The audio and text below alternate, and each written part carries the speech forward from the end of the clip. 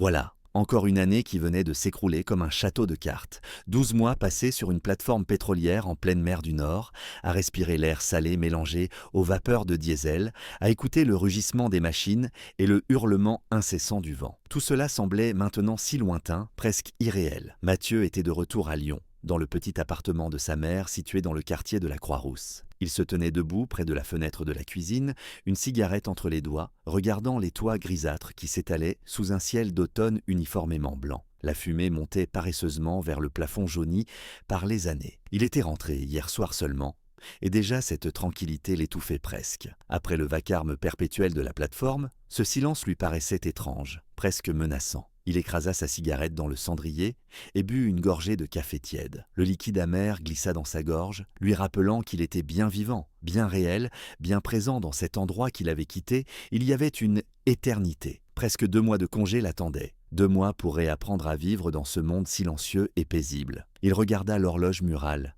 15h30. Sa mère ne rentrerait pas avant 18h.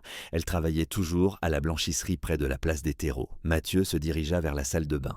L'eau chaude coulait généreusement, remplissant la vieille baignoire émaillée. Il se glissa dans l'eau, avec un soupir de soulagement profond. La chaleur pénétrait chaque muscle, chassant non seulement la fatigue, mais aussi la mémoire du froid humide qui imprégnait tout là-bas, sur cette maudite plateforme. Il ferma les yeux et laissa son esprit vagabonder. Ce soir, il voulait sortir, retrouver ses amis, rire, boire, sentir la chaleur d'une épaule amicale contre la sienne. Il avait l'argent pour cela.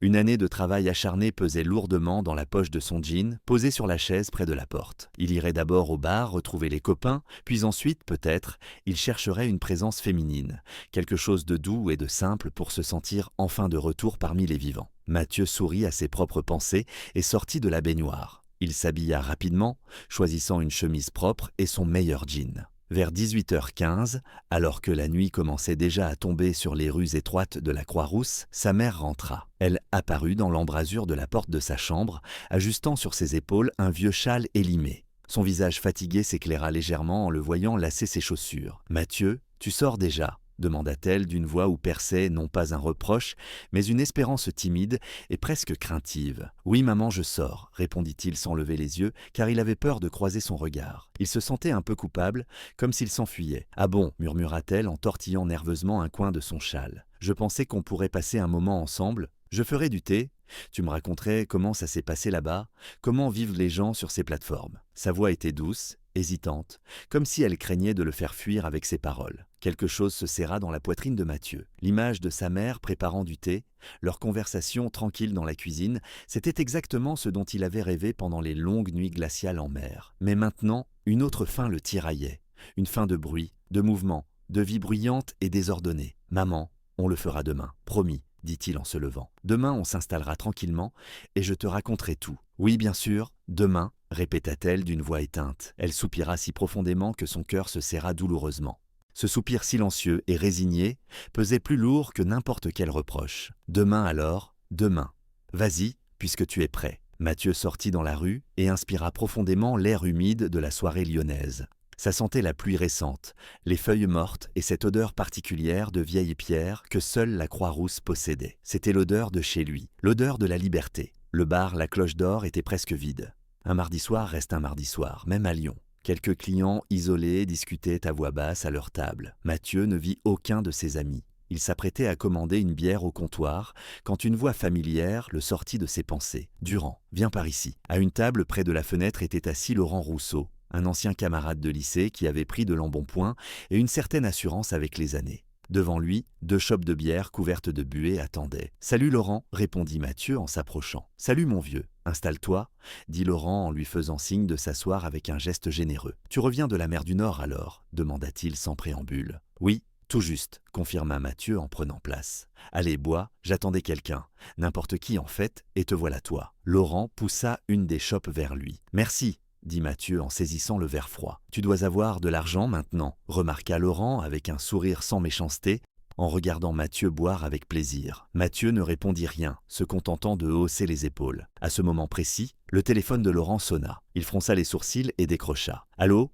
Oui, je suis au bar. »« Chez toi, je ne sais pas. Attends, je suis tombé sur Durand. » En entendant son nom, Mathieu leva un sourcil interrogateur. Laurent couvrit le combiné de sa main et lança rapidement. « C'est Thomas Lambert qui nous invite chez lui.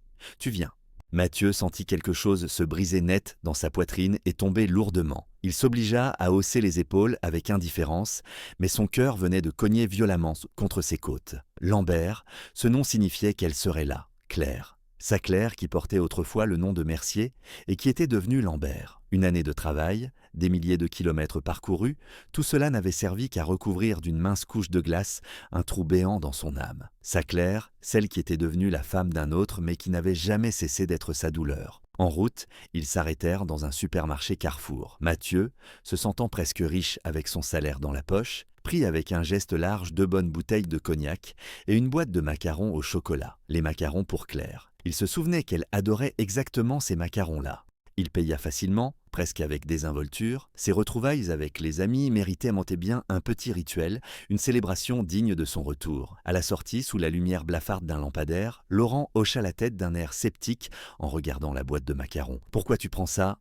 Tu joues au grand seigneur maintenant, tu aurais mieux fait de prendre une 3e bouteille, remarqua-t-il. C'est pour Claire, répondit simplement Mathieu. En prononçant ce prénom, quelque chose de chaud remua dans sa poitrine. Laurent ricana, et ce son était plein de cette lassitude urbaine qui connaît tous les secrets. Elle est loin ta Claire maintenant. Lambert et elle se sont séparés il y a 2 mois à peine. Elle est retournée vivre chez sa mère. Cette nouvelle frappa Mathieu comme un coup de poing. L'air autour de lui se mit à vibrer, et le monde se rétrécit soudain à cette boîte de macarons dans sa main.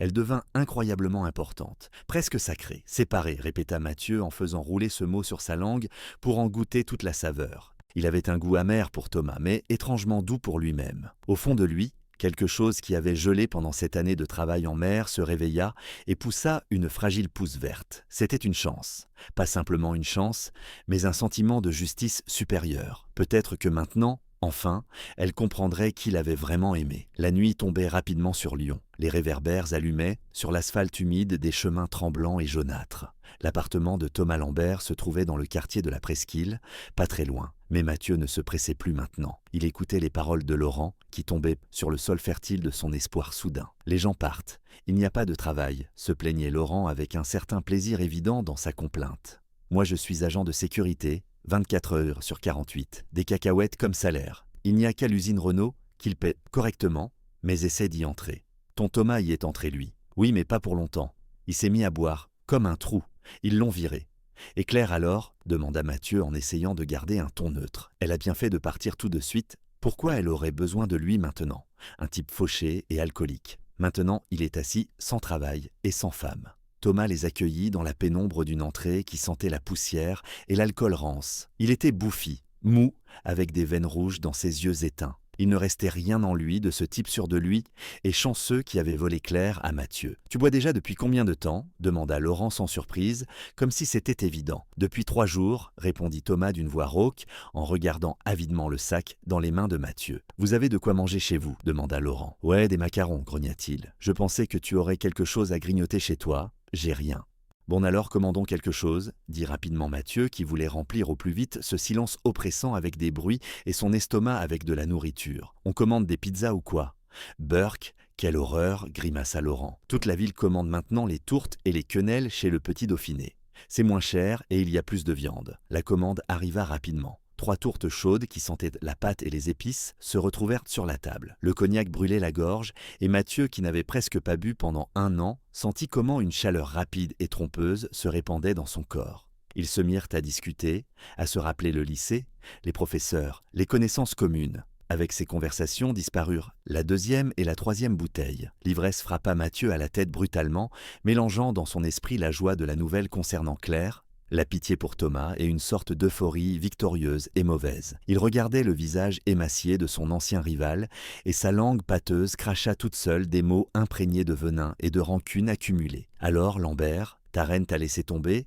Tu as bien sauté, hein ?» lança Mathieu. Sa propre voix lui parut étrangère, trop forte, trop agressive. Thomas leva sur lui des yeux injectés de sang. « Ferme ta gueule, Durand. Tu ferais mieux de la fermer. » Mais Mathieu ne pouvait plus s'arrêter. L'alcool avait ouvert une vanne, et tout ce qu'il avait accumulé pendant des années sortait maintenant en un flot boueux. « Elle t'a quitté parce qu'elle a enfin compris quel loser tu es. Moi au moins, je l'aimais vraiment. Pas comme toi qui l'as juste prise comme un trophée. Les mots sortaient de sa bouche comme des pierres, lourds et coupants. Le visage de Thomas devint d'abord rouge, puis presque violet. Il se leva brusquement, renversant sa chaise. « Répète un peu pour voir », siffla-t-il entre ses dents serrées. « Répète ce que tu viens de dire. » Mathieu se leva aussi, vacillant légèrement. Son cœur battait fort, pompant l'adrénaline dans ses veines. « Tu as très bien entendu. Tu n'es qu'un raté. » Claire le savait depuis le début, mais c'est seulement maintenant qu'elle a eu le courage de partir. Thomas s'élança en avant. Son poing s'écrasa contre la mâchoire de Mathieu, avec un bruit sourd et écœurant. La douleur explosa dans sa tête comme un feu d'artifice. Il trébucha en arrière, heurta le mur et glissa par terre. Le goût métallique du sang remplit sa bouche. Laurent se précipita entre eux en criant « Arrêtez, vous êtes complètement fou ou quoi ?»« Thomas, calme-toi. Mathieu, reste par terre, bouge pas. » Thomas restait debout et respirant bruyamment, les poings serrés. Ses yeux brillaient d'une lueur folle. « Dehors » grogna-t-il. « Sortez tous les deux. » Tout de suite, Laurent aida Mathieu à se relever. Sa lèvre était fendue et enflait déjà. Du sang coulait sur son menton. « Allez, viens, partons » murmura Laurent. « On va te soigner. »« Non, attends » dit Mathieu d'une voix pâteuse en crachant du sang. « On n'a même pas fini de manger. » Thomas laisse tomber. On était tous bourrés. Il y eut un long silence tendu. Thomas respirait toujours lourdement, mais la fureur dans ses yeux commençait lentement à s'éteindre. Finalement, il fit un geste vague de la main et se laissa retomber sur sa chaise. « Restez si vous voulez, mais ferme-la Durand. » Plus un mot sur Claire. Mathieu hocha la tête en silence. Il se rassit aussi, tenant une serviette en papier contre sa lèvre qui saignait. L'atmosphère dans la pièce était maintenant lourde et épaisse comme du plomb. Ils restèrent assis sans parler, finissant les tourtes refroidies et buvant le reste du cognac avec des gestes mécaniques. Vers 23 heures, Mathieu sentit que quelque chose n'allait pas. D'abord, ce fut juste une légère nausée. Puis une crampe aiguë tordit son estomac. Il se leva brusquement, renversant presque son verre. « Je vais vomir », dit-il en se précipitant vers les toilettes. Mais il n'atteignit jamais les toilettes. Au milieu du couloir, ses jambes se dérobèrent sous lui. Il tomba à genoux et vomit violemment sur le sol. Son estomac se retournait comme si quelqu'un le tordait de l'intérieur. Des taches noires dansèrent devant ses yeux. Il entendit des voix confuses derrière lui. « Merde, qu'est-ce qui lui arrive ? Mathieu, ça va ?» Puis la voix de Thomas, soudain sobre et effrayée. « Laurent, appelle le 15 tout de suite. Vite !» Mathieu voulut répondre, mais une nouvelle vague de nausée le submergea. Cette fois, il vomit du sang rouge vif qui éclaboussa le parquet. La douleur dans son ventre était maintenant insupportable, comme si on lui arrachait les entrailles avec des pinces chauffées à blanc. Il tomba sur le côté, se recroquevillant en position fétale. Sa vision se troublait. Les visages de Laurent et Thomas au-dessus de lui devenaient flous, se transformaient en taches informes. Il entendit la voix de Laurent au téléphone. Oui, il vomit du sang, beaucoup de sang. Non, il ne répond plus. Vite, venez vite. Puis tout devint noir. Un noir épais et visqueux qui l'enveloppa, comme une couverture humide. La dernière chose qu'il perçut fut le hurlement lointain d'une sirène qui se rapprochait rapidement dans la nuit lyonnaise. Les ambulanciers firent irruption dans l'appartement 6 minutes plus tard. Ils trouvèrent Mathieu inconscient dans une mare de vomissures sanglantes. Son pouls était faible et irrégulier, sa respiration superficielle et sifflante. Ils le chargèrent sur une civière avec des gestes rapides et professionnels. Dans l'ambulance,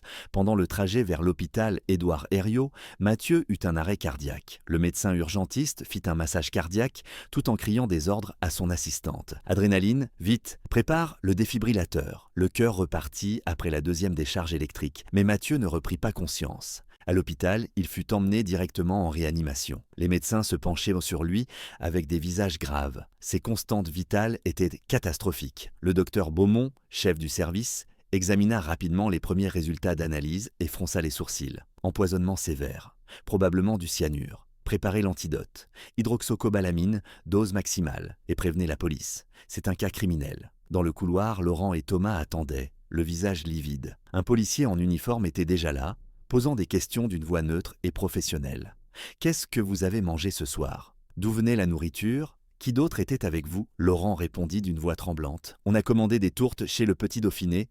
On était 3. On a tous mangé la même chose. Thomas et moi, on va bien, mais Mathieu... » Sa voix se brisa. Le policier nota tout soigneusement dans son carnet. « Vous avez gardé les restes de nourriture ?» demanda-t-il. Thomas secoua la tête. « Non, on a tout jeté à la poubelle. » Le policier soupira. « Donnez-moi l'adresse exacte. On va envoyer une équipe récupérer les déchets. Et ne quittez pas Lyon. On aura encore besoin de vous interroger. » Les heures qui suivirent furent interminables. Laurent et Thomas restèrent assis sur les chaises en plastique du couloir, incapables de parler, incapables de partir. Vers 5 heures du matin, une infirmière sortit de la réanimation. « Son visage était fermé, professionnel. Il est stabilisé pour le moment, dit-elle. Mais son état reste critique. Vous êtes de la famille. Non, on est des amis, répondit Laurent. Alors vous ne pouvez pas rester ici. Allez chez vous. On vous appellera s'il y a du changement. Ils sortirent de l'hôpital dans l'aube grise et froide. La ville se réveillait lentement. Les premiers tramways glissaient sur leurs rails avec un grincement métallique. Les boulangeries ouvraient leurs portes, libérant dans l'air l'odeur du pain frais. Mais pour Laurent et Thomas, ce matin ressemblait à la fin du monde. Pendant que Mathieu luttait pour sa vie à l'hôpital Édouard Herriot, quelque chose de terrible se passait ailleurs dans Lyon. Dans un appartement du quartier de Vèze, la petite Sophie Dupont se réveilla en pleurant. « Maman, j'ai mal au ventre. » Sa mère, Caroline Dupont, se précipita dans sa chambre. Sophie avait 8 ans, des cheveux blonds et des yeux bleus comme le ciel. C'était une enfant joyeuse qui adorait dessiner et jouer avec son chat. « Qu'est-ce qui ne va pas, ma chérie ?» demanda Caroline en posant sa main sur le front de sa fille. Sophie était brûlante de fièvre. « J'ai très mal, maman.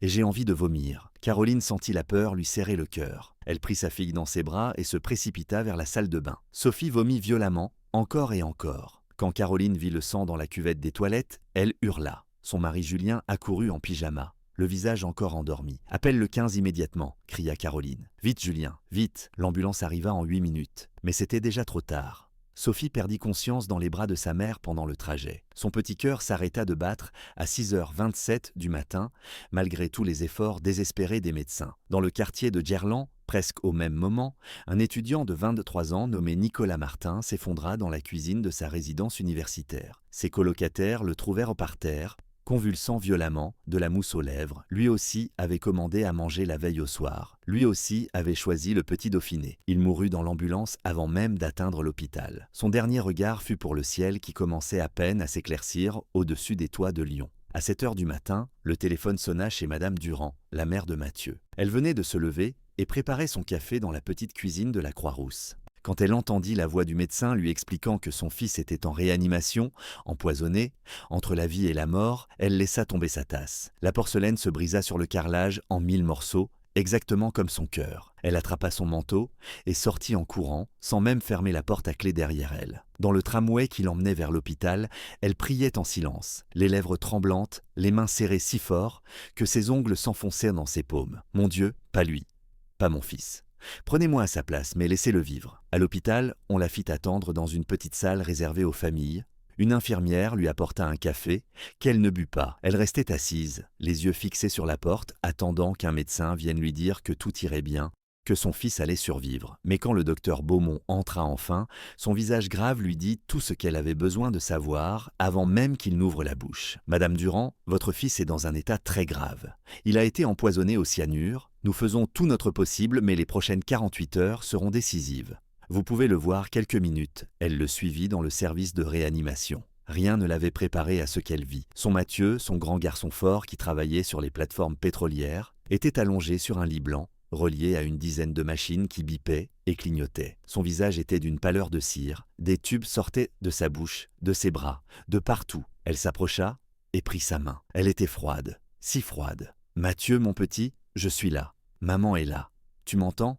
Batte-toi, mon chéri. Batte-toi pour moi. » Mais il ne réagit pas. Ses paupières restèrent se closes. Seul le mouvement régulier de sa poitrine soulevé par le respirateur artificiel montrait qu'il était encore en vie. L'infirmière toucha doucement l'épaule de Madame Durand. « Il faut y aller maintenant. Vous pourrez revenir dans 2 heures. » Dans le couloir, elle croisa Caroline Dupont. Les 2 femmes se reconnurent immédiatement pour ce qu'elles étaient. Des mères dont les enfants luttaient contre la mort. Elles échangèrent un regard, mais aucune parole ne vint. Que dire dans de tels moments? Caroline serrait contre sa poitrine le petit lapin en peluche rose de Sophie, celui qu'elle emmenait partout depuis qu'elle avait 3 ans. Ses yeux étaient rouges et gonflés. Son mari Julien était assis sur une chaise, la tête entre les mains, les épaules secouées de sanglots silencieux. À 9h30, un médecin sortit de la salle où Sophie luttait pour sa vie. Son visage était fermé, professionnel, mais ses yeux trahissaient une immense tristesse. « Monsieur et Madame Dupont, je suis désolé.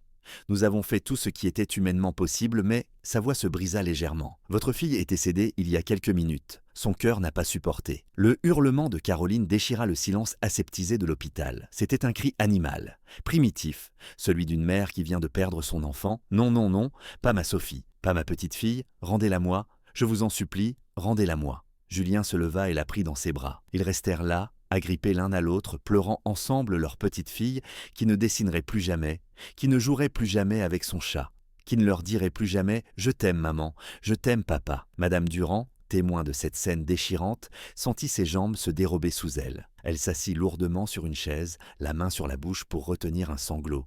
Cette petite fille était morte, morte de la même chose que son fils.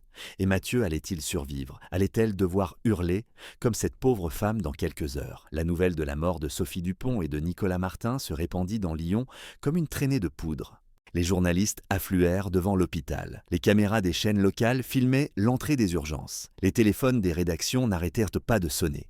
Empoisonnement mortel à Lyon, 2 morts, un entre la vie et la mort. La piste criminelle privilégiée. À la préfecture de police, le téléphone du commissaire Laurent Dumont sonna à 10 heures précises. C'était le procureur de la République en personne. « Dumont, j'ai besoin de vous sur cette affaire. 2 morts et probablement un 3e bientôt. Toute la ville est en panique. Les gens ont peur de manger. Je veux des résultats et vite. »« Compris », répondit simplement le commissaire Dumont. Il raccrocha et regarda par la fenêtre de son bureau qui donnait sur la place Bellecour. Laurent Dumont avait 54 ans, dont 32 passés dans la police. C'était un homme grand et mince, aux cheveux grisonnants coupés courts, au regard perçant et intelligent. Il avait résolu des dizaines d'affaires criminelles au cours de sa carrière. Mais celle-ci, il le sentait, serait différente, plus complexe, plus dangereuse. Il décrocha son téléphone et composa un numéro. « Alexandre, viens dans mon bureau immédiatement. On a du travail. » Le lieutenant Alexandre Bernard arriva 3 minutes plus tard. C'était un jeune homme de 32 ans, blond,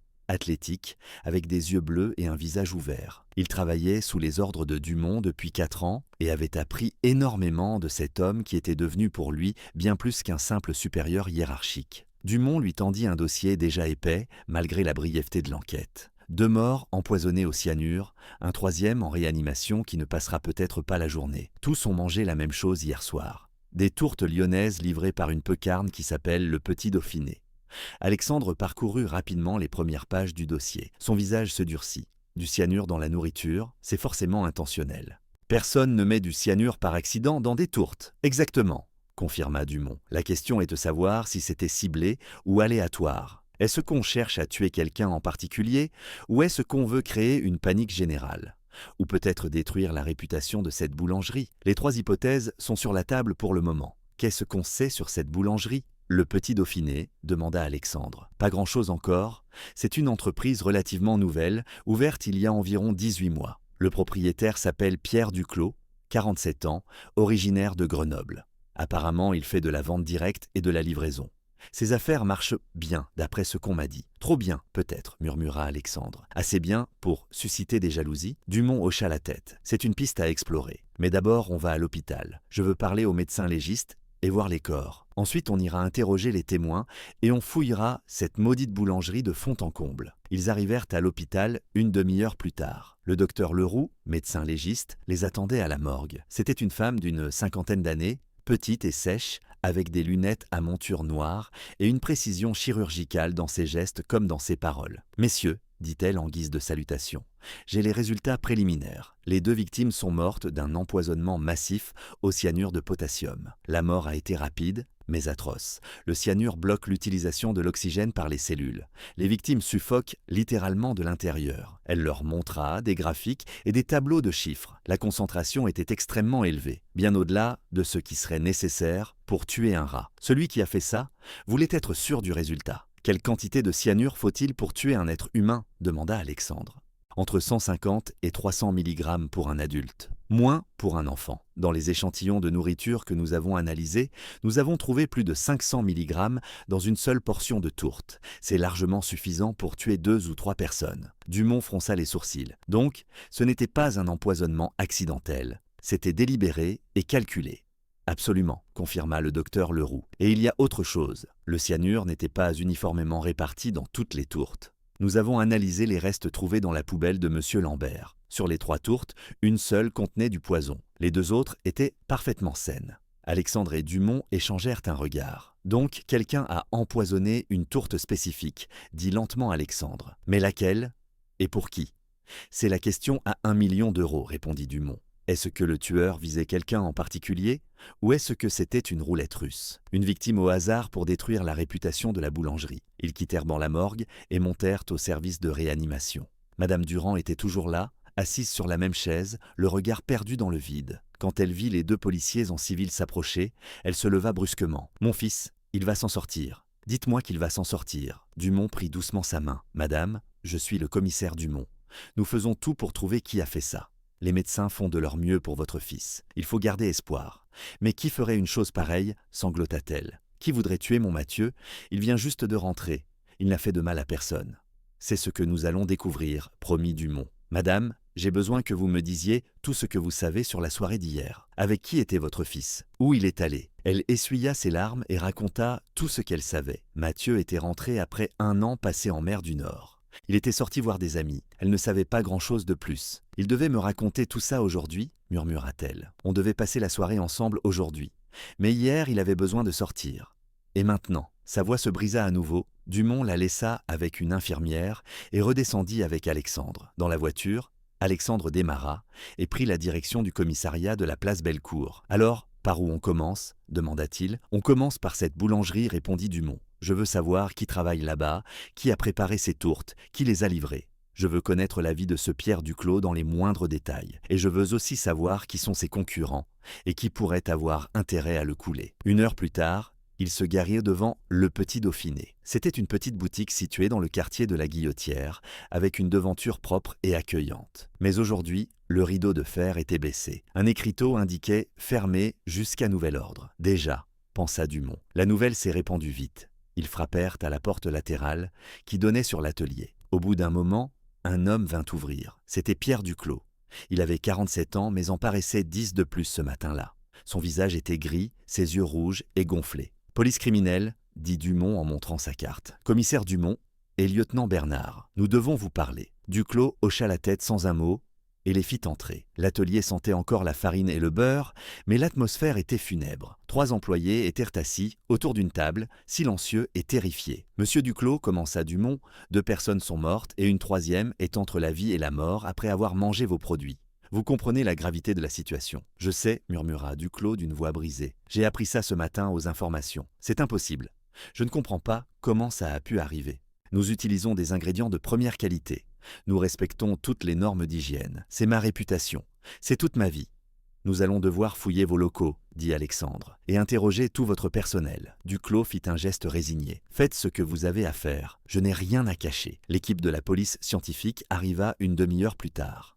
Ils passèrent au peigne fin chaque centimètre carré de la boulangerie. Ils prélevèrent des échantillons de farine, de beurre, d'épices, de tout. Ils photographièrent, mesurèrent, notèrent. Pendant ce temps, Dumont et Alexandre interrogèrent les employés un par un dans le petit bureau de Duclos. Il y avait 3 boulangers, 2 livreurs et une comptable. Tous juraient, leur grand Dieu, qu'ils n'avaient rien vu d'anormal, que tout s'était passé comme d'habitude, que jamais, au grand jamais, ils n'auraient mis quoi que ce soit de dangereux dans la nourriture. Vers 17 heures, le chef de la police scientifique vint trouver Dumont. « Commissaire, on a trouvé quelque chose. » Il tenait dans sa main gantée 2 petits flacons en verre. Ils étaient cachés derrière le radiateur dans l'arrière-boutique, coincés dans un espace étroit entre le mur et la tuyauterie. On ne pouvait pas les voir sans chercher spécifiquement. Dumont prit les flacons avec précaution. L'étiquette était à moitié effacée, mais on pouvait encore lire cyanure de potassium. « Faites analyser les empreintes digitales immédiatement », ordonna-t-il, et comparez-les avec celles de tous les employés. Pierre Duclos, qui observait la scène, devint blanc comme un linge. « Ce n'est pas à moi. Je n'ai jamais vu ces flacons de ma vie. Quelqu'un a dû les mettre là. Je vous le jure. » « Monsieur Duclos, dit Dumont d'une voix neutre et froide, vous êtes en état d'arrestation pour homicide volontaire et tentative d'homicide. Vous avez le droit de garder le silence et de contacter un avocat. »« Non, hurla Duclos. Non, vous ne comprenez pas. Ce n'est pas moi. Je n'ai tué personne. Quelqu'un me piège. » Les menottes se refermèrent sur ses poignets avec un cliquetis métallique qui résonna sinistrement dans le silence de la boulangerie. Les employés regardaient d'eux leur patron partir entre 2 policiers, le visage ravagé par les larmes et le désespoir. Certains pleuraient aussi, d'autres restaient figés dans un état de choc profond. Leur monde venait de s'écrouler en quelques heures. Au commissariat de la place Bellecour, Pierre Duclos fut conduit dans une salle d'interrogatoire. C'était une pièce nue et froide, avec une table métallique, 3 chaises et une glace sans teint. Dumont et Alexandre s'assirent face à lui. Un magnétophone tournait, enregistrant chaque mot. « Monsieur Duclos, commença Dumont, racontez-nous votre emploi du temps d'hier, depuis le matin jusqu'à la fermeture. » Duclos passa une main tremblante sur son visage. « J'étais à la boulangerie dès 5 heures, du matin comme tous les jours. On a préparé les pâtes, fait cuire les pains et les tourtes. Tout s'est passé normalement. Les commandes sont arrivées par téléphone et par Internet comme d'habitude. Vers 20 heures, on a fermé. Je suis rentré chez moi. Qui a préparé spécifiquement les tourtes livrées chez Monsieur Lambert demanda Alexandre. Duclos réfléchit un instant. C'était Marc. Marc Fontaine, un de mes boulangers. Mais Marc travaille avec moi depuis l'ouverture. C'est quelqu'un de confiance. Il ne ferait jamais une chose pareille. Et qui a fait la livraison, continua Dumont. C'était Karim. Karim Belkadi, il fait toutes nos livraisons le soir. C'est un garçon sérieux, travailleur, lui non plus ne ferait jamais ça. Pourtant le poison se trouvait dans vos locaux, dit froidement Dumont, caché derrière un radiateur. Comment expliquez-vous ça? Je ne peux pas l'expliquer, cria presque Duclos. Je vous dis que quelqu'un a mis ça là pour me piéger, quelqu'un qui veut me détruire. Et qui voudrait vous détruire? Demanda Alexandre en se penchant en avant. Avez-vous des ennemis? Des concurrents jaloux peut-être? Duclos hésita. Son visage reflétait un combat intérieur. Finalement il parla, d'une voix basse et amère. Il y a La Bonne Table, c'est une chaîne de restaurants et de traiteurs qui appartient à Gérard Thibault. Depuis que j'ai ouvert, je lui prends des clients. Beaucoup de clients. Mes produits sont meilleurs et moins chers. Il m'a menacé il y a 6 mois. Racontez-nous ça, dit Dumont. Duclos prit une grande inspiration. Il est venu me voir à la boulangerie. Il m'a dit que je ferais mieux de fermer boutique et d'aller faire mon pain ailleurs, que Lyon était son territoire et qu'il n'aimait pas la concurrence. Je lui ai ri au nez. Je lui ai dit que c'était un pays libre et que je resterais aussi longtemps que je voudrais. Et qu'est-ce qu'il a répondu à ça? Demanda Alexandre. Il m'a regardé droit dans les yeux et il a dit que je regretterais ma décision. Que les gens qui lui manquèrent de respect finissaient toujours par le payer très cher. Puis il est parti. Pourquoi vous n'avez pas porté plainte? S'étonna Dumont. Duclos haussa les épaules avec lassitude. Parce que je n'avais pas de preuves et parce que je ne voulais pas d'ennui. Je voulais juste travailler tranquillement et gagner ma vie honnêtement. Dumont et Alexandre échangèrent un regard. Cette piste méritait d'être explorée sérieusement. Très bien, monsieur Duclos, dit Dumont en se levant. Vous allez passer la nuit en garde à vue. Demain, on verra ce que disent les analyses d'empreintes digitales. Si elles ne correspondent pas aux vôtres, votre version des faits sera plus crédible. Ils le laissèrent seul dans la cellule. Duclos s'assit sur la banquette étroite et dure, la tête entre les mains. Toute sa vie défilait devant ses yeux. Les années de formation, les sacrifices pour ouvrir sa propre boulangerie, les premiers clients, le succès qui venait enfin. Et maintenant, tout s'effondrait. Sa réputation était détruite. Même s'il était innocenté, qui voudrait encore acheter du pain chez lui? Qui oserait manger ses produits après ce qui s'était passé? Dans le bureau de Dumont, Alexandre étalait sur la table toutes les informations qu'ils avaient rassemblées sur Gérard Thibault. C'était un homme de 56 ans, propriétaire de La Bonne Table, une chaîne de 6 établissements répartis dans Lyon et sa banlieue. Il avait bâti son empire dans les années 90 en rachetant des restaurants en difficulté et en les transformant en affaires rentables. Sa réputation était ambiguë. Certains le décrivaient comme un homme d'affaires avisé et travailleur. D'autres murmuraient qu'il avait des méthodes peu recommandables et des relations douteuses. « Regarde ça », dit Alexandre en montrant un article de journal vieux de 15 ans. Thibault a été soupçonné d'avoir incendié le restaurant d'un concurrent en 1998. L'enquête n'a rien donné, mais le propriétaire du restaurant a juré jusqu'à sa mort que c'était Thibault. « Intéressant », murmura Dumont. « Très intéressant. Quelqu'un qui a déjà utilisé des méthodes criminelles pour éliminer la concurrence pourrait très bien recommencer. » Mais empoisonner des gens au hasard, c'est quand même un sacré pas à franchir, remarqua Alexandre. Peut-être qu'il pensait que personne ne mourrait vraiment, suggéra Dumont. Peut-être qu'il voulait juste créer un scandale sanitaire pour fermer la boulangerie. Mais il a mal dosé ou sous-estimé la toxicité du produit. Ou alors, il s'en foutait complètement, dit sombrement Alexandre. Tant que Duclos était détruit, peu importe le nombre de victimes collatérales. Le téléphone de Dumont sonna. C'était le laboratoire de police scientifique. Commissaire, on a les résultats préliminaires des empreintes. Les flacons de cyanure portent des empreintes très nettes, et elles ne correspondent à aucun des employés de la boulangerie, ni à Pierre Duclos. « Vous êtes sûr ?» demanda Dumont en se redressant brusquement sur sa chaise. « Absolument certain. Ces empreintes appartiennent à quelqu'un d'autre, quelqu'un qui n'a rien à voir avec le Petit Dauphiné. On est en train de les comparer avec notre base de données. Si cette personne a un casier ou si elle a déjà été fichée, pour une raison quelconque, on saura qui c'est d'ici quelques heures. Tenez-moi au courant immédiatement dès que vous avez quelque chose, ordonna Dumont avant de raccrocher. Il regarda Alexandre. Duclos disait peut-être la vérité. Quelqu'un a effectivement placé ses flacons dans sa boulangerie pour le piéger. Mais qui? Et comment cette personne a-t-elle eu accès aux locaux? Il faut interroger à nouveau tous les employés, dit Alexandre. Savoir si quelqu'un a remarqué une personne étrangère traîner dans les parages. Ou si quelqu'un a des liens avec Thibault. Pendant qu'ils discutaient de la suite de l'enquête, la ville de Lyon était plongée dans un climat de peur et de suspicion. Les restaurants et les boulangeries voyaient leur clientèle chuter dramatiquement. Les gens avaient peur de manger à l'extérieur. Les réseaux sociaux débordaient de rumeurs et de théories du complot. Certains parlaient d'un tueur en série, d'autres d'un attentat terroriste. D'autres encore accusaient l'industrie agroalimentaire ou les grands groupes de restauration. Le maire de Lyon donna une conférence de presse pour tenter de rassurer la population. Mais ses paroles sonnaient creux face à l'horreur des faits. 2 personnes étaient mortes, une troisième luttait toujours pour sa vie. Et le coupable courait toujours. À 22h ce soir-là, Dumont était encore dans son bureau. Il regardait les photos des victimes punaisées sur le tableau blanc. Sophie Dupont, 8 ans, souriante sur sa photo d'école. Nicolas Martin, 23 ans, photographié lors d'une soirée étudiante. Et Mathieu Durand, dont la photo d'identité montrait un jeune homme aux traits durs mais aux yeux étrangement doux, qui avait voulu tuer ces gens. Et pourquoi? Était-ce vraiment une guerre économique entre 2 commerçants, ou y avait-il quelque chose de plus sombre, de plus personnel derrière tout ça? Son téléphone sonna à nouveau. C'était l'hôpital. Commissaire Dumont, ici le docteur Beaumont. Je voulais vous informer que l'état de Mathieu Durand s'est légèrement amélioré. Il est toujours inconscient, mais ses constantes vitales se stabilisent. Nous sommes prudemment optimistes. C'est une bonne nouvelle, dit Dumont. Merci de m'avoir rappelé, docteur. Il raccrocha et ferma les yeux un instant. Au moins, celui-là allait peut-être survivre. Au moins, cette mère n'aurait pas à enterrer son fils. Mais 2 familles pleuraient déjà leur mort. Et lui, Laurent Dumont, commissaire de police avec 32 ans d'expérience, avait le devoir de leur apporter la justice. Il le devait à Sophie qui ne grandirait jamais. Il le devait à Nicolas, qui ne finirait jamais ses études.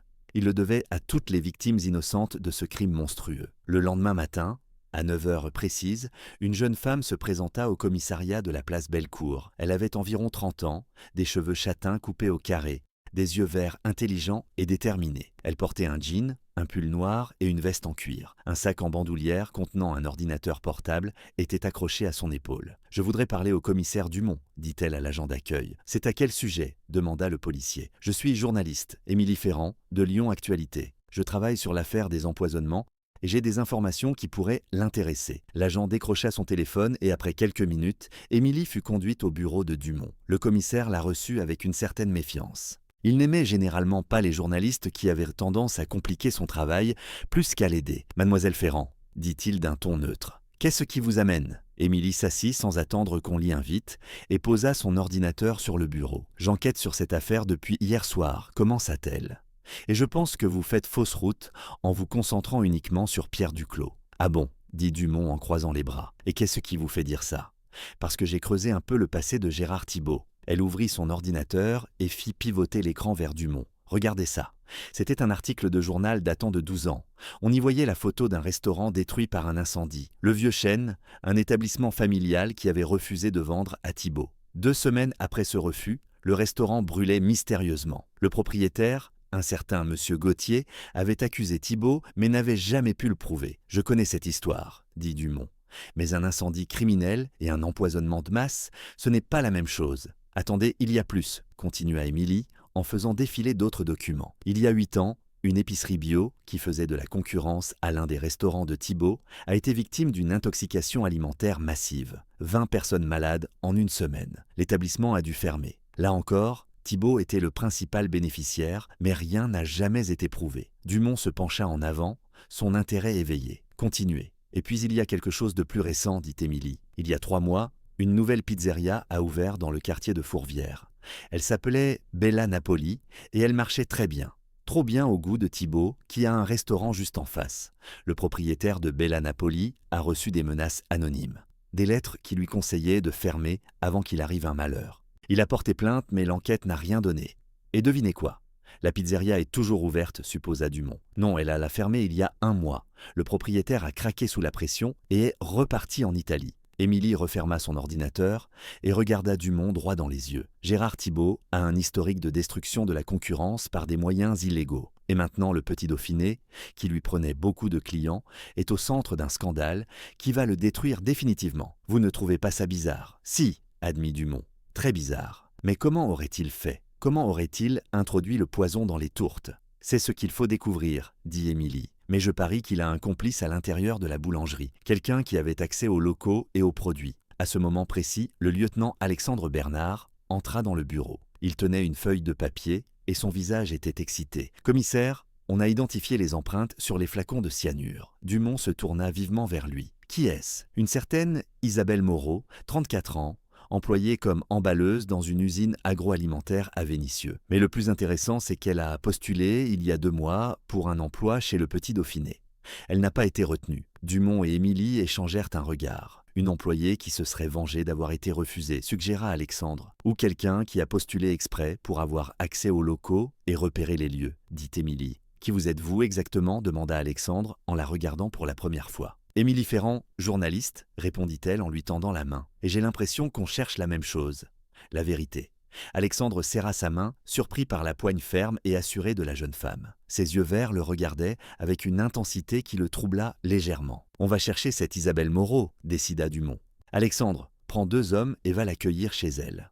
Mademoiselle Ferrand, merci pour vos informations, mais maintenant c'est la police qui prend le relais. » Émilie se leva. « Je comprends, commissaire, mais si vous avez besoin d'autres renseignements sur Thibault, n'hésitez pas à m'appeler. » Elle posa sa carte de visite sur le bureau. Alexandre la raccompagna jusqu'à la sortie. Dans le couloir, elle se tourna vers lui. « Vous êtes sur cette affaire depuis le début ?» demanda-t-elle. « Oui, avec le commissaire Dumont, » répondit Alexandre. « C'est quelqu'un de bien. Il ne lâchera pas tant qu'il n'aura pas trouvé le coupable. »« J'espère que vous avez raison, » dit Émilie, « parce que 2 personnes sont mortes et que les familles méritent des réponses. »« Je sais, » dit doucement Alexandre. « Croyez-moi, on fait tout ce qu'on peut. » Leurs regards se croisèrent et quelque chose passa entre eux. Une compréhension mutuelle, un respect réciproque. Puis Émilie tourna les talons et sortit du commissariat. Alexandre la regarda partir, pensif, avant de retourner dans le bureau de Dumont. 1 heure plus tard, Alexandre et 2 agents en tenue sonnaient à la porte d'un petit appartement dans une barre d'immeubles de Vénissieux. Isabelle Moreau ouvrit. C'était une femme mince, aux traits tirés, avec des cheveux blonds décolorés et des cernes sous les yeux. « Police, Madame Moreau, nous devons vous parler. » Le visage d'Isabelle devint blanc comme un linge. Elle recula d'un pas, les yeux agrandis par la peur. « Je n'ai rien fait, » murmura-t-elle. « Je vous jure que je n'ai rien fait. Alors vous n'aurez aucun problème à nous suivre au commissariat pour répondre à quelques questions, » dit calmement Alexandre. Isabelle hésita un instant, puis hocha la tête. Elle attrapa son manteau et les suivit sans résister. Dans la voiture, elle resta silencieuse, les mains serrées sur ses genoux, le regard perdu dans le vague. Au commissariat, elle fut conduite dans la même salle d'interrogatoire où Pierre Duclos avait passé la nuit précédente. Dumont et Alexandre s'installèrent face à elle. « Madame Moreau, » commença Dumont, « nous avons retrouvé vos empreintes digitales sur 2 flacons de cyanure de potassium découverts dans la boulangerie Le Petit Dauphiné.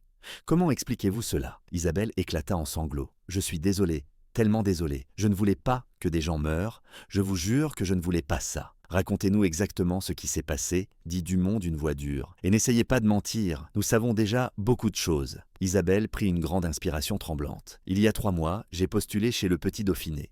J'avais besoin de travail. Mon mari m'avait quitté, j'avais des dettes. J'étais désespérée. Mais Duclos ne m'a pas prise.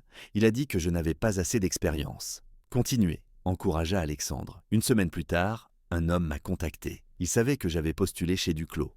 Il m'a proposé un deal. « Quel genre de deal ?» demanda Dumont en se penchant en avant. « Il m'a dit que si je mettais un produit dans une des tourtes de la boulangerie, il me donnerait un travail dans un de ses restaurants et 20 000 € en plus. 20 000 €.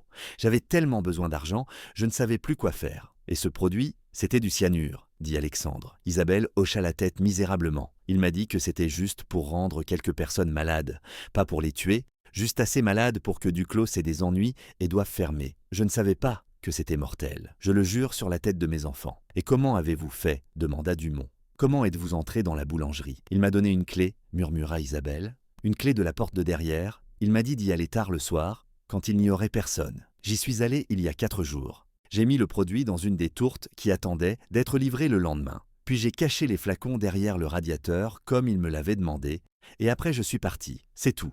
Je pensais vraiment que ça ne ferait que rendre quelques personnes malades pendant 1 jour ou 2. Et cet homme qui vous a contacté, » dit Dumont d'une voix glaciale, « comment s'appelait-il » Isabelle leva vers lui des yeux remplis de larmes et de terreur. Il s'appelait Gérard Thibault. Le silence qui suivit fut assourdissant. Dumont et Alexandre échangèrent un regard lourd de sens. Ils le tenaient enfin. « Vous êtes prête à témoigner de tout ça devant un juge » demanda Dumont. « Oui » sanglota Isabelle. « Oui, je dirai tout. Je sais que j'ai fait quelque chose de terrible, je mérite d'aller en prison. Mais je ne voulais pas tuer ces gens. Je ne voulais vraiment pas. » Dumont se leva. « Madame Moreau, Vous êtes en état d'arrestation pour complicité d'homicide volontaire. Mais si vous coopérez pleinement avec la justice, votre peine pourra être allégée. On va prendre votre déposition complète et détaillée. Ensuite, vous verrez un avocat. Il sortit de la salle avec Alexandre. Dans le couloir, les deux hommes restèrent un moment silencieux. « On le tient », dit finalement Alexandre. « On tient ce salaud de Thibault. »« Oui, mais il faut être prudent, » répondit Dumont. « Un homme comme lui aura les meilleurs avocats. Il faut que notre dossier soit béton.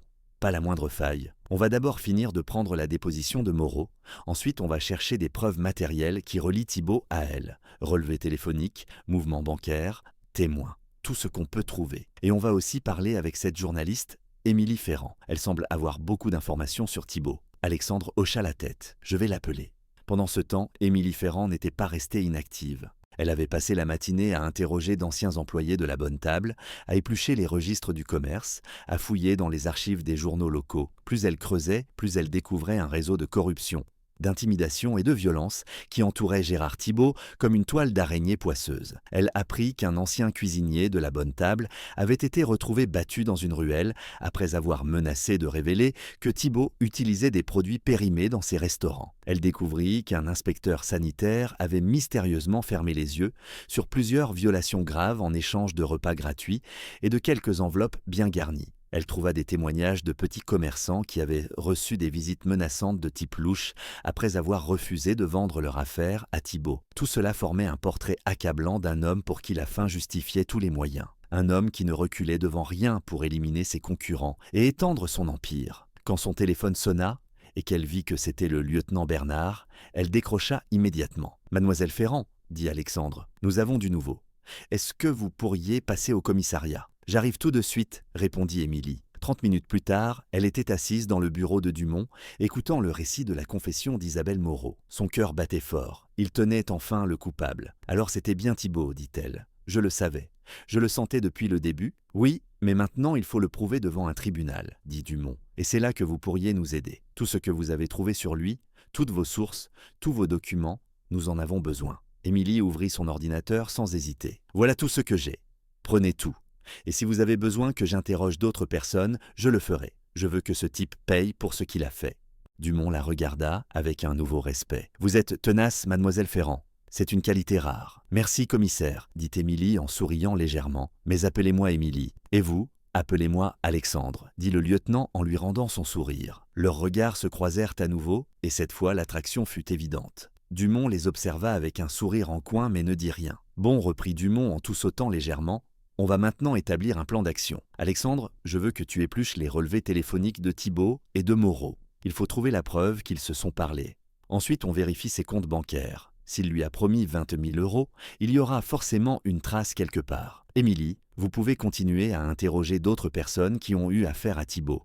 Plus on aura de témoignages sur ses méthodes, mieux ce sera. Et moi je vais demander un mandat de perquisition pour fouiller ses restaurants et son domicile. » Pendant les heures qui suivirent, le commissariat de la place Bellecour bourdonna d'activité. Les policiers travaillaient d'arrache-pied, épluchant des montagnes de documents, passant des dizaines de coups de téléphone, reconstituant pièce par pièce le puzzle du crime. Alexandre découvrit que le téléphone d'Isabelle Moreau avait effectivement reçu 3 appels d'un numéro enregistré au nom d'une société écran appartenant à Thibault. Les dates correspondaient exactement à ce qu'Isabelle avait raconté. Il trouva aussi un virement de 5 000 € sur le compte de la jeune femme, effectué 2 jours avant l'empoisonnement. Un acompte sans doute, le reste devant suivre une fois le travail accompli. Émilie de son côté réussit à retrouver la trace d'une ancienne employée de la Bonne Table, une certaine Céline Rognier, qui avait travaillé comme responsable de laboratoire dans une clinique privée. Quand Émilie réussit à la joindre par téléphone, la femme sembla d'abord réticente à parler. Mais quand la journaliste lui expliqua qu'il s'agissait d'une affaire de meurtre et que 2 personnes étaient mortes, dont une petite fille de 8 ans, Céline craqua. « Je savais qu'il finirait par aller trop loin, » murmura-t-elle d'une voix brisée. « Je le savais. »« Que voulez-vous dire » demanda Émilie en retenant son souffle. « Il y a 6 mois, Thibault est venu me voir. On se connaissait parce que j'avais travaillé pour lui il y a des années avant que je parte travailler à la clinique. Il m'a demandé si je pouvais lui procurer du cyanure de potassium. Il a dit que c'était pour se débarrasser de rats dans un de ses restaurants. J'ai été stupide, je l'ai cru. Je lui ai donné 2 petits flacons. Je pensais que c'était vraiment pour des rats. Et maintenant vous me dites que... » Sa voix se brisa en sanglots. « Madame Rognier, » dit fermement Émilie, « il faut que vous racontiez tout ça à la police. Tout de suite. Vous êtes un témoin crucial. » Céline accepta. Une heure plus tard, elle était au commissariat, face à Dumont, répétant son histoire en pleurant. Le commissaire l'écouta attentivement puis la rassura. « Vous avez été manipulée, Madame Rognier. Mais en venant témoigner aujourd'hui, vous faites ce qu'il faut. Votre témoignage va aider à mettre un criminel derrière les barreaux. » Vers 18h ce soir-là, Dumont avait rassemblé assez de preuves pour demander un mandat d'arrêt contre Gérard Thibault. Le juge d'instruction, convaincu par la solidité du dossier, signa le mandat sans hésiter. À 20h, une équipe de 6 policiers en tenue, menée par Dumont et Alexandre, se présenta au domicile de Thibault. C'était une grande maison bourgeoise dans le quartier chic de la Tête d'Or, avec un jardin parfaitement entretenu et une grille en fer forgé. Thibault ouvrit lui-même la porte. C'était un homme grand et massif, avec des cheveux gris coupés courts, un visage carré et des yeux froids, comme de l'acier. Il portait un costume 3 pièces impeccable et dégageait une aura de puissance et d'arrogance. « Oui, dit-il d'un ton sec. »« Gérard Thibault, dit Dumont en montrant sa carte de police. Je suis le commissaire Dumont. Vous êtes en état d'arrestation pour homicide volontaire, tentative d'homicide et corruption. Vous avez le droit de garder le silence et de contacter un avocat. » Le visage de Thibault ne trahit aucune émotion. Il resta parfaitement calme et maître de lui. « C'est ridicule, dit-il d'une voix posée. Je n'ai tué personne. Vous faites erreur. Nous avons des témoins et des preuves matérielles qui disent le contraire, répondit Alexandre. Maintenant tournez-vous et mettez vos mains derrière votre dos. Thibault les regarda un long moment, évaluant la situation. Puis un sourire froid étira ses lèvres. Vous ne savez pas à qui vous avez affaire. J'ai les meilleurs avocats de France. Je serai sorti demain et vous regretterez amèrement cette petite visite. On verra ça, dit simplement Dumont en lui passant les menottes. Pendant que Thibault était emmené au commissariat dans une voiture banalisée, une équipe de la police scientifique commença à fouiller sa maison de fond en comble. Il cherchait n'importe quelle preuve supplémentaire qui pourrait renforcer le dossier. Des documents, des relevés bancaires, des enregistrements, tout ce qui pourrait le relier davantage à Isabelle Moreau et au crime. Dans le bureau de Thibault, ils trouvèrent un coffre-fort dissimulé derrière un tableau. Il fallut faire venir un serrurier pour l'ouvrir. À l'intérieur, ils découvrirent 50 000 € en liquide, plusieurs passeports à des noms différents et surtout un carnet noir rempli de notes manuscrites. Alexandre feuilleta le carnet avec des gants. Son cœur bondit quand il tomba sur une page datée de 3 mois auparavant. On pouvait y lire le nom d'Isabelle Moreau, son adresse, et une série de chiffres qui ressemblaient à un numéro de téléphone. Plus bas, griffonné de la même écriture nerveuse, il y avait écrit 20 000 €. Travail simple, aucun risque. « Commissaire, venez voir ça ?» appela Alexandre. Dumont, qui venait de revenir de l'arrestation, se pencha sur le carnet. Son visage s'éclaira d'un sourire satisfait. « Voilà notre lien direct. » Écrit de sa propre main. Il ne pourra pas nier ça. Faites photographier chaque page et mettez ce carnet sous scellé. Au commissariat, Thibault était assis dans la salle d'interrogatoire, parfaitement calme et détendu. Son avocat, Maître Durand, un homme élégant d'une 60aine d'années réputé pour défendre des cas impossibles, était arrivé une demi-heure plus tôt. Quand Dumont et Alexandre entrèrent, Thibault les regarda avec un mélange de mépris et d'amusement. « Alors, messieurs les policiers, commença-t-il d'une voix traînante, vous avez fini de jouer les héros, parce que vous allez devoir me relâcher très vite. Vous n'avez rien contre moi, rien du tout. » « Au contraire, monsieur Thibault, » répondit calmement Dumont en posant sur la table une épaisse chemise cartonnée. « Nous avons énormément de choses contre vous. Commençons par le commencement. Connaissez-vous une certaine Isabelle Moreau ?» Thibault échangea un rapide regard avec son avocat. « Non, je ne connais pas cette personne. »« C'est étrange, » dit Alexandre en sortant une photo du dossier, « parce qu'elle vous connaît très bien.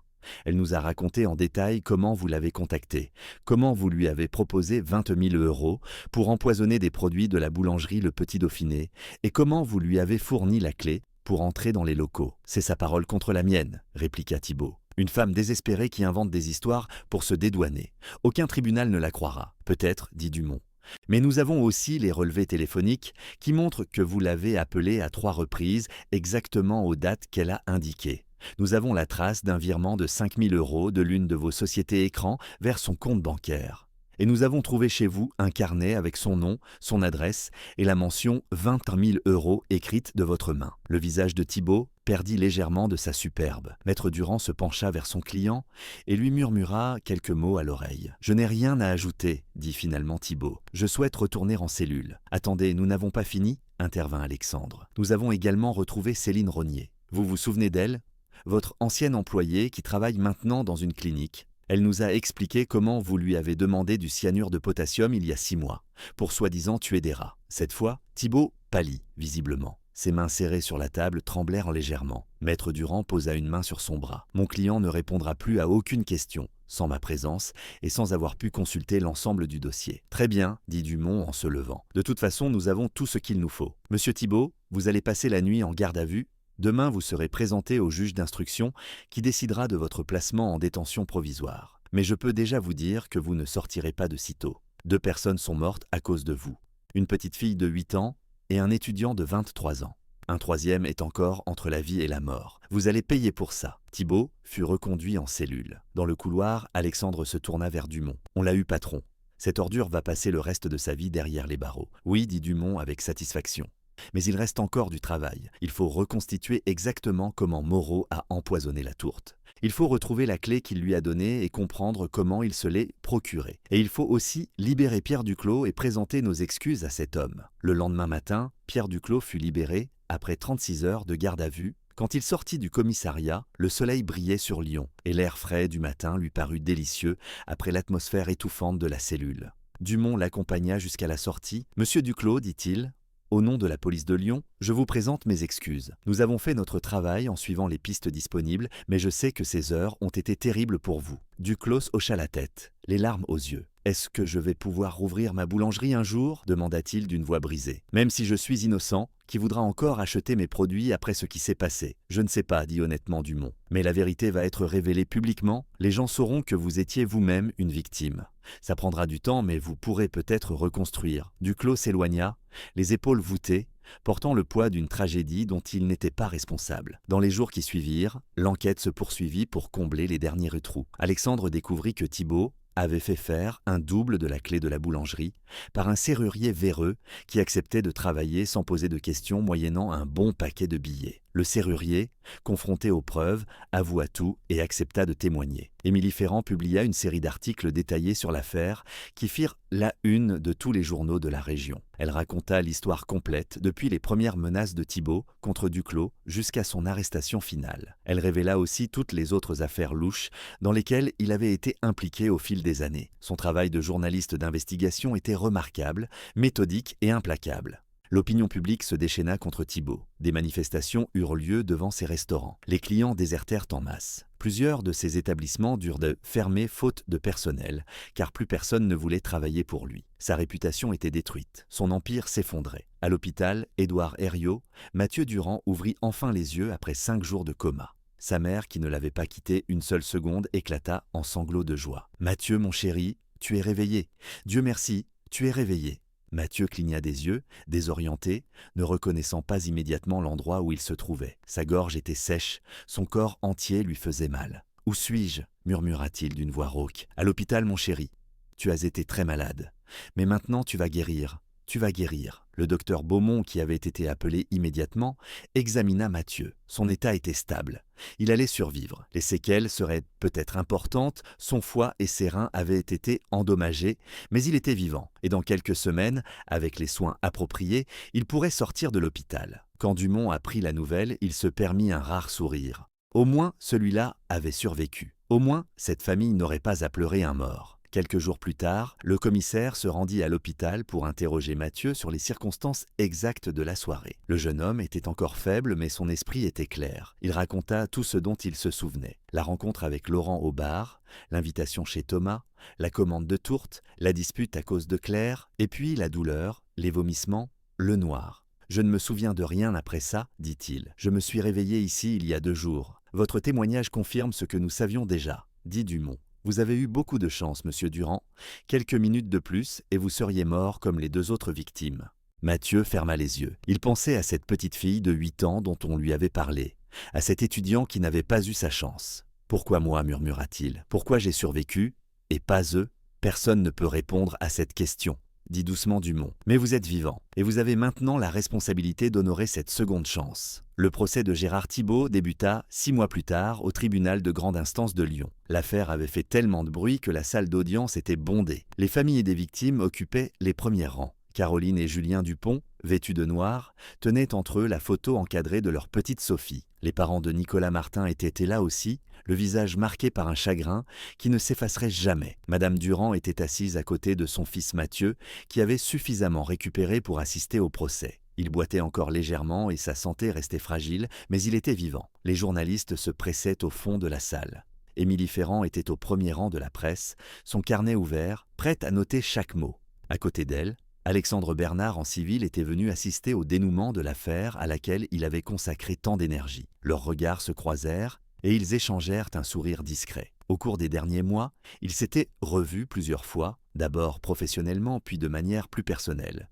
Une complicité était née entre eux, quelque chose de profond et de sincère. Quand Gérard Thibault entra dans la salle escorté par 2 gendarmes, un murmure parcourut l'assistance. Il avait beaucoup changé. Son visage était creusé, ses cheveux avaient blanchi, ses épaules étaient voûtées. 6 mois de détention provisoire l'avaient brisé. Son arrogance avait disparu, remplacée par une sorte de résignation amère. Derrière lui entrèrent Isabelle Moreau et Céline Rognier, elles aussi accusées dans cette affaire. Isabelle pleurait déjà avant même que le procès ne commence. Céline gardait les yeux baissés, incapable de regarder les familles des victimes. Le président du tribunal, un homme d'une 60aine d'années, au visage sévère mais juste, ouvrit la session. L'affaire qui nous occupe aujourd'hui est l'une des plus graves que cette cour ait eu à juger. Commença-t-il. 2 personnes sont mortes et une 3e a failli perdre la vie à cause d'un acte criminel prémédité et d'une cruauté sans nom. Nous allons maintenant entendre les témoignages et examiner les preuves. Le procureur de la République se leva. C'était une femme d'une 50aine d'années,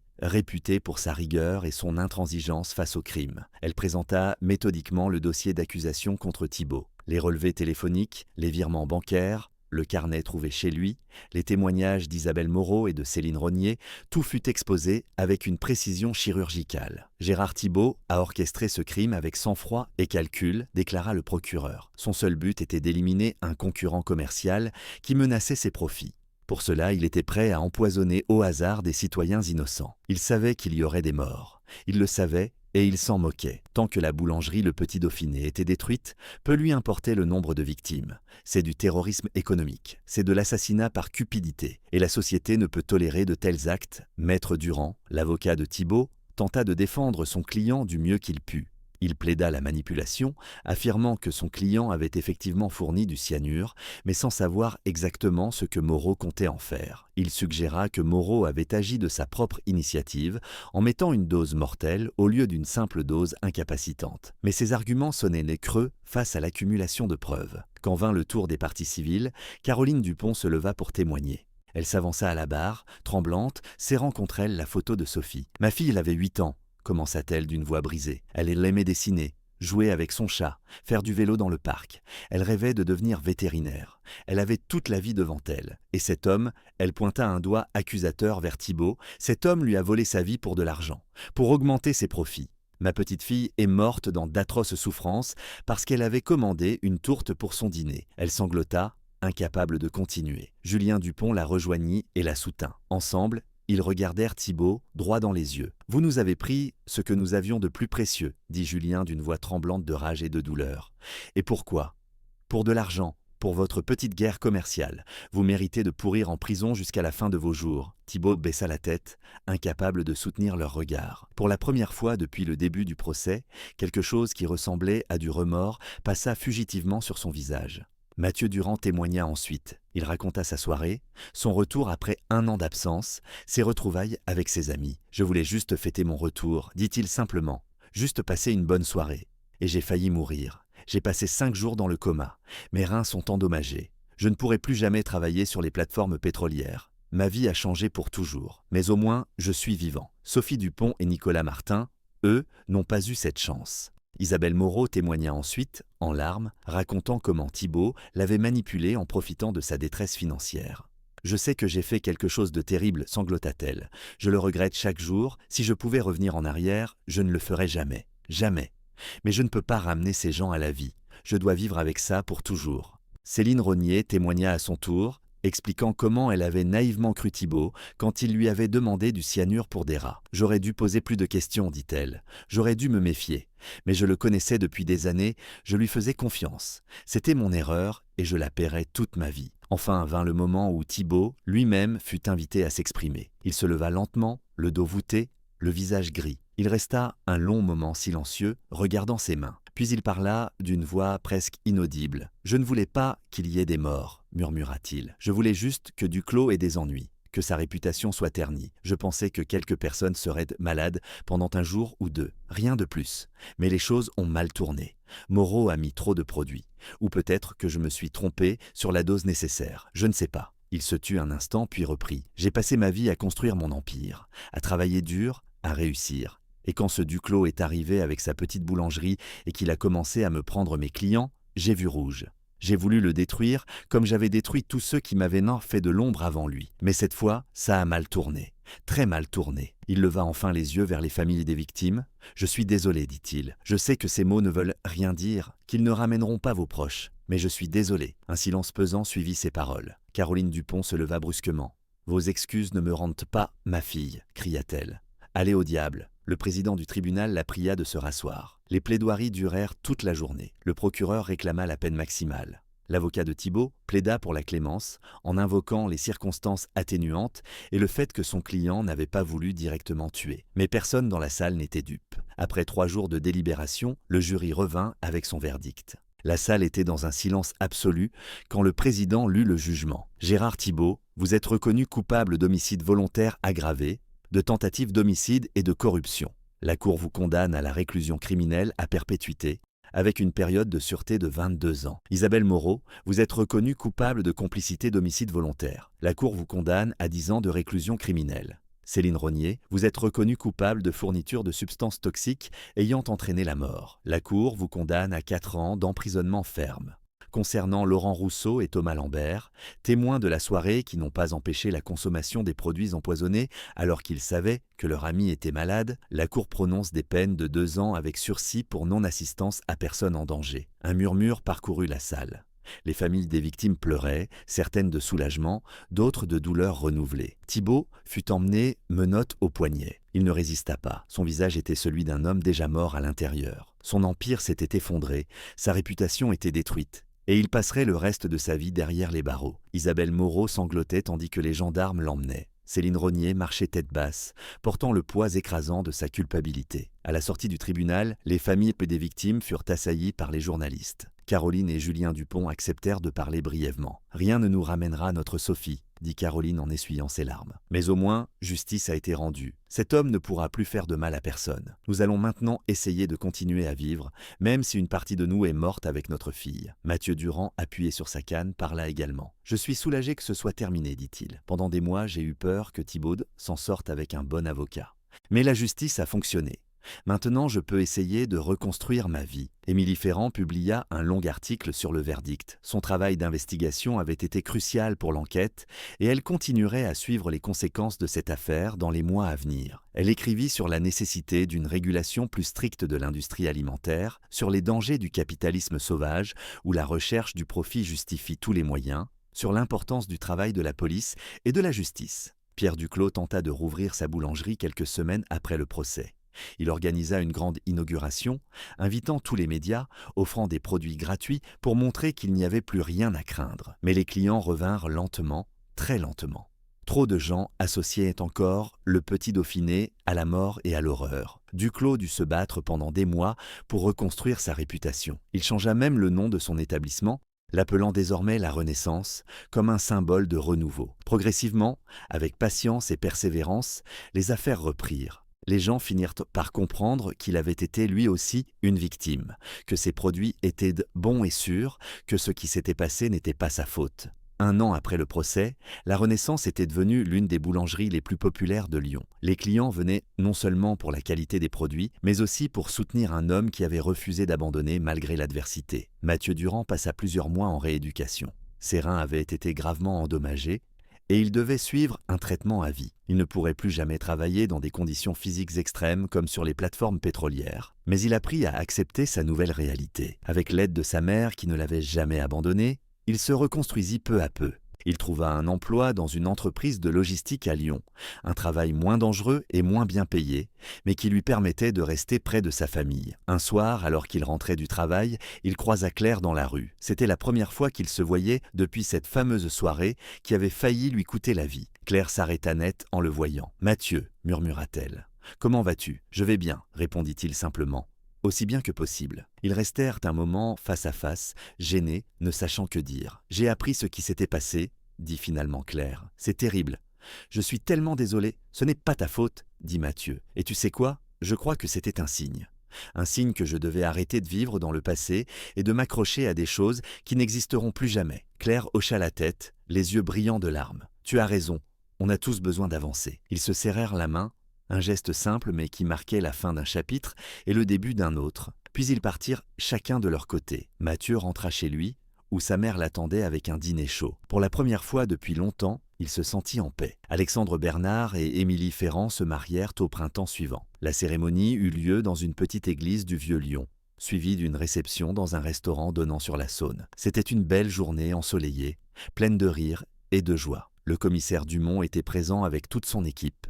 Pierre Duclos avait insisté pour offrir le gâteau de mariage et toutes les pâtisseries, un cadeau du cœur pour remercier ceux qui l'avaient innocenté. Mathieu Durand était également invité, il était venu avec sa mère, et tous deux s'assirent à une table avec les autres invités, partageant cette célébration de la vie et de l'amour. Quand vint le moment des discours, Dumont se leva, un verre de champagne à la main. « Alexandre, dit-il en regardant son ancien lieutenant avec affection. Tu es devenu bien plus qu'un simple collègue pour moi, tu es comme un fils. Je suis fier de l'homme et du policier que tu es devenu. Et Émilie, tu es une femme remarquable. Ton courage, ta détermination et ton intégrité ont été essentiels pour résoudre cette affaire. Vous formez un couple magnifique et je vous souhaite tout le bonheur du monde. » L'assemblée applaudit chaleureusement. Alexandre se leva à son tour, ému. « Commissaire, ou plutôt Laurent, puisque vous êtes maintenant à la retraite, je vous dois tout. Vous m'avez appris ce métier. Vous m'avez montré ce que signifie être un véritable serviteur de la justice. Et cette affaire, aussi terrible qu'elle ait été, m'a apporté la femme de ma vie. » Il regarda Émilie avec tendresse. « Sans cette enquête, je ne t'aurais jamais rencontrée. Alors, d'une certaine manière, même dans l'horreur, il y a eu de la beauté. » Émilie se leva et prit la main de son mari. « Je veux dédier ce jour à toutes les victimes, dit-elle d'une voix claire. À Sophie Dupont, qui ne connaîtra jamais la joie de se marier. À Nicolas Martin, qui n'aura jamais cette chance. À toutes les personnes dont la vie a été brisée par ce crime. Nous vivons aujourd'hui pour eux aussi, pour honorer leur mémoire en choisissant l'amour plutôt que la haine, la construction plutôt que la destruction. » La fête continua tard dans la nuit. On dansa, on rit, on chanta. Pour quelques heures, la douleur et la tragédie furent oubliées. Il n'y avait que la vie, têtue et magnifique, qui continuait malgré tout. Quand la soirée se termina, Mathieu sortit sur la terrasse du restaurant pour fumer une cigarette. La ville de Lyon s'étalait devant lui, illuminée de 1000 feux. Il pensa à tout ce qui s'était passé, à cette soirée fatale, au coma, à la longue récupération, au procès. Il pensa à Sophie et à Nicolas qui n'étaient plus là. Et il pensa à sa propre vie, à cette seconde chance qu'il avait reçue. Sa mère vint le rejoindre. Elle passa son bras sous le sien. « À quoi tu penses, mon chéri ?» demanda-t-elle doucement. « Je pense que j'ai de la chance, maman, » répondit Mathieu. « Beaucoup de chance.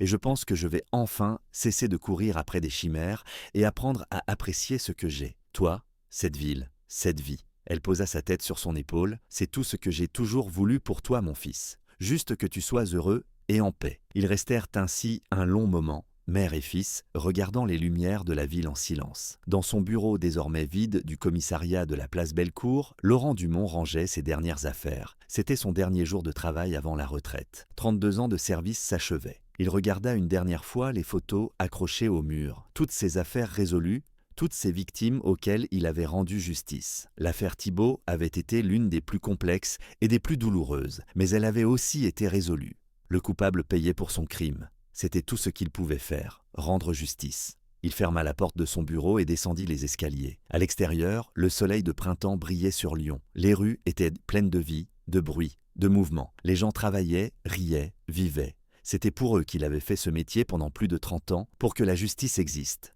pour que les victimes ne soient pas oubliées, pour que les coupables paient. Il marcha lentement vers la place Bellecour, savourant la douceur de l'air. Sa femme l'attendait à la maison. Ils allaient partir en voyage, visiter l'Italie, profiter enfin de leur temps ensemble. Une nouvelle vie commençait pour lui aussi. Dans le cimetière de Loyasse, Caroline et Julien Dupont étaient agenouillés devant la tombe de Sophie. Ils venaient là chaque semaine, apportant des fleurs fraîches, parlant à leur fille disparue. « Papa et maman t'aiment, ma chérie », murmura Caroline en caressant la pierre tombale. « Tu nous manques chaque jour, chaque heure, chaque minute. Mais on continue à vivre parce que c'est ce que tu aurais voulu. On continue pour toi. » Ils restèrent là un long moment, puis se levèrent et rentrèrent chez eux, main dans la main. Leur vie ne serait plus jamais comme avant. Une partie d'eux était morte avec Sophie, mais ils continuaient, parce que c'est ce que font les survivants. Ils continuent.